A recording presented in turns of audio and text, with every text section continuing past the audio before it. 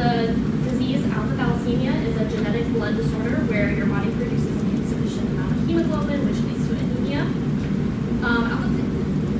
Alpha thalassemia occurs when one or more of your 4 total genes for the alpha globin subunit of hemoglobin are either mutated or deleted. So that leads to a decrease in the synthesis of functional hemoglobin molecules. And there are multiple types of alpha thalassemia with a range of severities.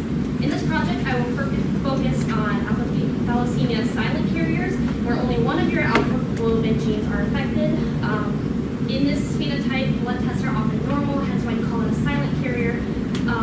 But you can pass on this damaged gene to progeny, which leads to the more severe presentations of the disease. And I will also focus on the alpha thalassemia trait carrier, or the alpha trait, where you have 2 affected genes where you likely have mild anemia, but it's still not very severe. There are also 2 other types of alpha thalassemia which are not focused on in this study, which are hemoglobin H disease, where you have moderate to severe anemia, and if all 4 of your alpha globin genes are affected, you will have severe anemia, where most cases lead to prenatal death. It's a genetic disorder, so there is no cure for alpha thalassemia, thus effective screening to detect risk and reproductive management is essential in preventing alpha thalassemia. So the purpose of this study is to develop a predictive model that is highly sensitive for detecting people who are at risk of being an alpha trait carrier that can be used as a clinical support tool in low resource environments. So my research questions are exploring what minimal subset of hematological variables will faithfully predict the biological distinction between these 2 phenotypes, what blood parameters are best going to distinguish these 2 phenotypes, are red blood cell abnormalities more prominent in alpha trait carriers, and will hemoglobin concentration be the strongest predictor of alpha thalassemia since it is a disorder of your hemoglobin production. So this data set has 16 total variables, and I considered, for the sake of time, I won't put all of them, but the following hematologic variables. As for data cleaning, this data was obtained from Sri Lanka.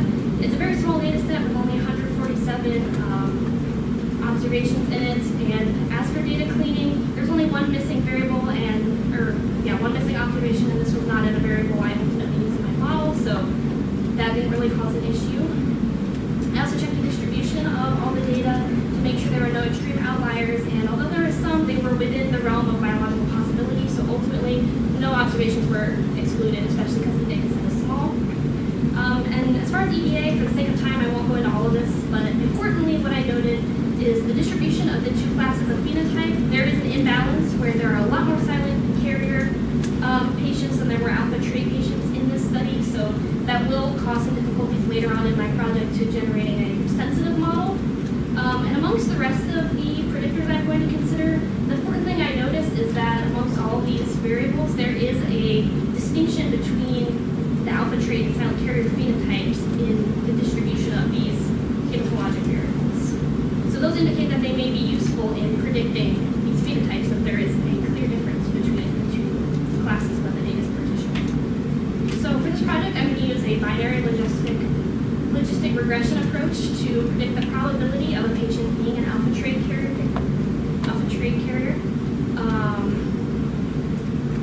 We've seen that earlier.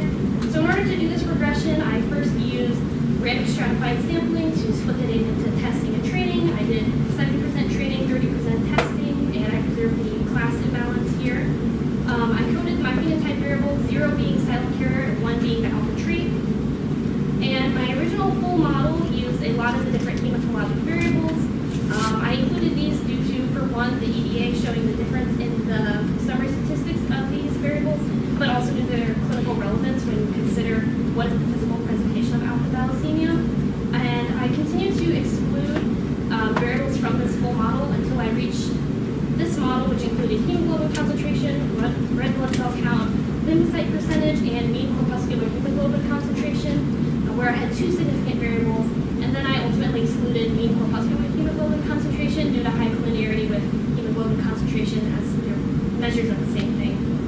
And my final model here was modeling phenotype by hemoglobin concentration, red blood cell volume, and percent of lymphocytes, where hemoglobin concentration was most significant, red blood cell count was also significant, and the lymphocyte percentage was just on the borderline of significance. However, I ended up being dissatisfied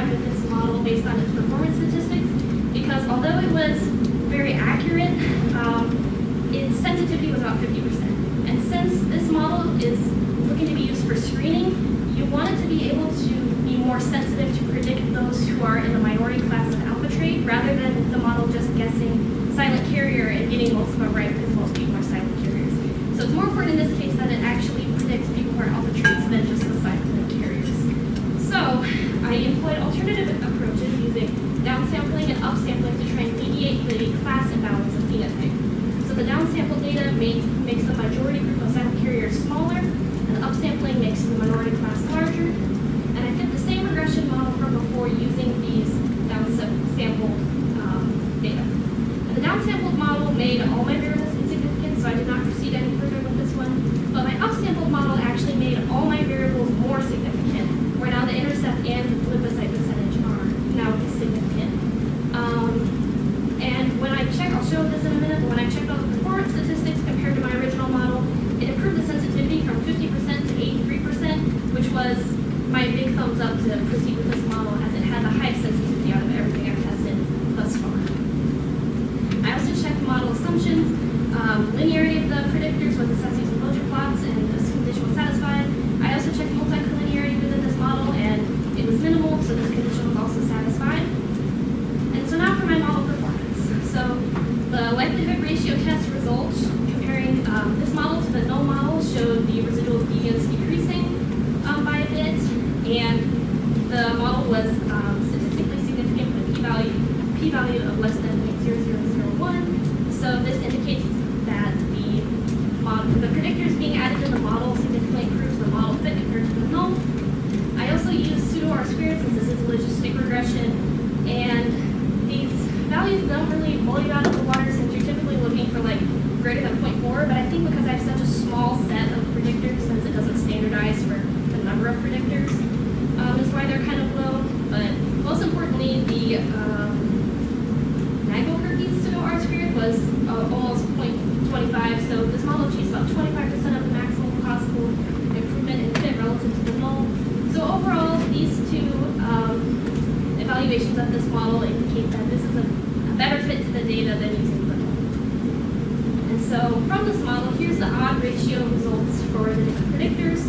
It found that for each additional increase in 1 gram per deciliter of hemoglobin concentration, the odds of the patient presenting the alpha trait phenotype decreased by about 55%. For each 1 by 10 to the 12 cells per liter increase in red blood cells, the odds of the patient presenting the alpha trait more than tripled. And for each additional 1% of white blood cells in the population that are lymphocytes, the odds of the patient presenting the alpha trait phenotype decreased by about 4%.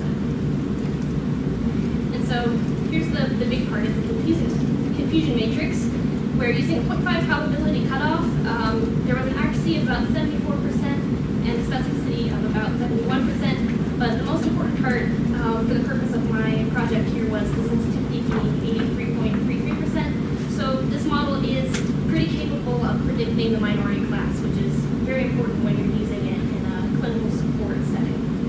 And here's my ROC curve, where the area under the curve is 0.872, which indicates excellent discrimination between the patients that are silent carriers and those that are having the alpha trait. So in conclusion, going back to my research questions, the minimal set of predictors that I found was hemoglobin concentration, red blood cell volume, and lymphocyte percentage. And of these variables, hemoglobin concentration, as hypothesized, was the strongest predictor. It had the smallest p-value, and red blood cell count was also up there, being the most predictive. So that proved that hypothesis correct. This result makes sense considering the pathology, since it's inhibiting the creation of functional hemoglobin. You expect that alpha trait patients will not have as much of concentration. And also red blood cell abnormalities were more present in the alpha trait carriers, where red blood cell count was also significant. And this makes sense considering the pathophysiology of alpha thalassemia, because it's known in literature that people with the alpha trait have reduced ability to carry oxygen due to the decreased amount of hemoglobin. So the body tries to compensate for this by overproducing red blood cells. So it makes sense that increasing red blood cells is predictive of the alpha trait. The limitations were definitely the small sample size and the disproportionality in class, which impacted and destabilized my original model and led to the upsampling approach. And in future studies, I think it'd be interesting to try and apply this fit to a local demographic, since this was strictly from Sri Lanka. I think it'd be interesting to try and do a multinomial logistic regression approach to try and include the